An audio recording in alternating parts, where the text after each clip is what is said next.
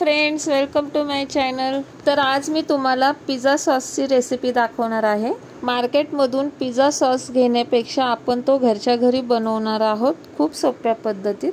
काचेच्या भरणीत भरून आपण त्याला फ्रीज मध्ये ठेवलं तर तो 2 ते 3 महिने चांगला टिकतोही। चला तर मग रेसिपीला सुरुवात करूया। तर इथे मी छानपैकी लाल कलरचे टमाटे घेतले आहेत। तर इथे मी अर्धा किलो टमाटा घेतला आहे। आता आपण एका पातेल्यामध्ये टमाटे टाकून घ्यायचे। त्यामध्ये आपल्याला पाणी टाकायचं आहे। टमाटे बुडले जाते निघता आपल्याला पाणी टाकायचं आहे। तर इथे मी गॅस ऑन करते। तर इथे मी गॅस ऑन करून टमाटे जे आहेत ते ठेवून दिले आहेत। हे टमाटे आपल्याला 5 मिनिटे एकदा उकळून घ्यायचे आहेत। तर तुम्ही बघू शकता 5 मिनिटे झाली आहे। टमाट्याच्या ज्या साली आहेत ते कशा एका साइडला झाल्या आहेत। टमाटे जे आहेत ते शिजले आहेत। तर आता आपण गॅस बंद करूया। आता आपण हे टमाटे एका जाळीमध्ये काढून घेऊया आणि आपण हे थंड करून घेऊया। टमाटे थंड झाल्यावरती आपल्याला त्याचे अशा प्रकारे साले काढून घ्यायचे। त्यानंतर आपल्याला एका मिक्सरच्या भांड्यामध्ये ते टमाटे टाकून घ्यायचे आहेत।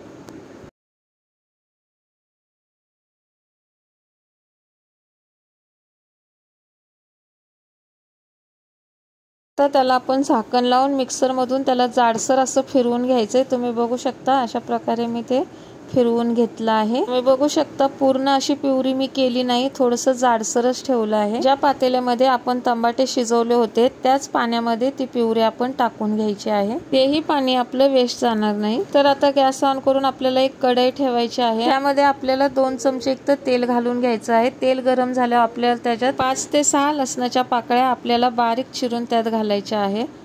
लसूण आपला गोल्डन व्हायला लागल्यावर त्याच्यामध्ये आपल्याला एक मोठा कांदा बारीक चिरलेला टाकायचा आहे आणि तोही अशा प्रकारे थोडा गोल्डन कलर येईपर्यंत परतून घ्यायचा आहे। कांद्याला गोल्डन कलर आला आहे। आपण आता त्यामध्ये 2 चमचे मी इथं मिरची पावडर घालत आहे। छानपैकी मिक्स करून घ्यायचंय आपल्याला। त्यानंतर आपण जे टमाट्याची प्युरी केली होती ती त्याच्यामध्ये घालून घेऊया, मिक्स करून घेऊया। चवीनुसार मीठ घालून घ्यायचंय। त्यामध्ये आता आपल्याला 2 चमचे एकटी साखर घालायची, मिक्स करू। एक टिप आहे, आपण सॉस मध्ये थोडीशी साखर घातल्यामुळे त्याचा आपोआप लाल कलर होतो। आता याला उकळी आल्यानंतर काळी मिरी पावडर अर्धा चमचा एकटी त्याच्यात घालून घेऊया। तर इथे मी पिझ्झा मिक्सचा ओरिगॅनो घेतला आहे, तेही आपल्याला अंदाजे टाकून घ्यायचं आहे। तर इथे मी अर्धा चमचा एकटा घातला आहे आणि इथे आपल्याला चिली फ्लेक्स वापरायचा आहे। तर इथे मी पाव चमचा एकटा घातला आहे।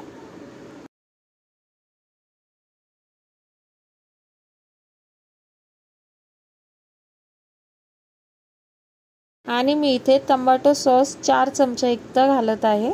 टोमॅटो सॉस मध्ये साखर असल्यामुळे मी इथे थोडीच साखर घातली होती। आता याला छानपैकी मिक्स करून घेऊया। तुम्हाला वाटत असेल की हे खूपच पातळ झालं, पण जसं हे शिजत जाणार तसं हे घट्ट होणार। तर इथे आपण झाकण न ठेवता मीडियम गॅसवर 10 मिनिटं इथं याला शिजवून घ्यायचंय। तुम्ही बघू शकता 10 मिनिटं झाली आहे। आपला पिझ्झा सॉस जो आहे तो छानपैकी घट्टही झाला आहे। आधी खूप पातळ होता, पण आपण त्याला 10-15 मिनिटं शिजवून घेतल्यामुळे तो असा झाला आहे। घट्टही आपल्याला करायचा नाहीये। आता मी गॅस बंद केला आहे आणि आता आपण याला थंड करून घ्यायचे। थंड झाल्यावरती तो आणखीन घट्ट होतो। तुम्ही बघू शकता मी हा सॉस पूर्णपणे थंड करून घेतलाय। तर तुम्ही बघू शकता आपला जो पिझ्झा सॉस आहे तो पूर्णपणे तयार झाला आहे। तर तुम्ही हा पिझ्झा सॉस मार्केटमधून न घेता आपल्या घरच्या घरी तयार करू शकता, तोही कमी खर्चात सोप्या पद्धतीने।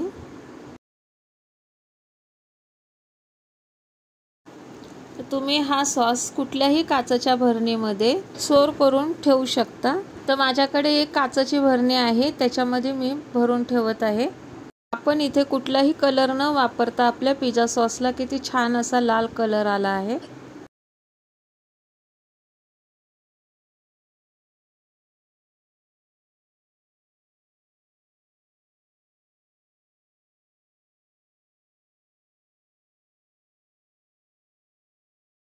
त्या भरणीमध्ये जागा नव्हती म्हणून मी इथं काचेच्या एका बाउलमध्ये काढून घेत आहे।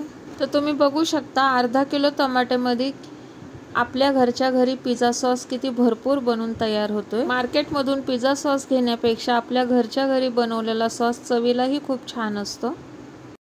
तर तुम्हाला कशी वाटली माझी ही आजची रेसिपी कमेंट करून नक्की सांगा। व्हिडिओवर जर तुम्ही माझ्या नवीन असाल तर व्हिडिओला माझ्या लाईक करा, शेअर करा आणि चॅनलला सबस्क्राईब करायला विसरू नका। तर पुन्हा भेटू अशा छान छान रेसिपी घेऊन। तोपर्यंत व्हिडिओ पाहिल्याबद्दल धन्यवाद।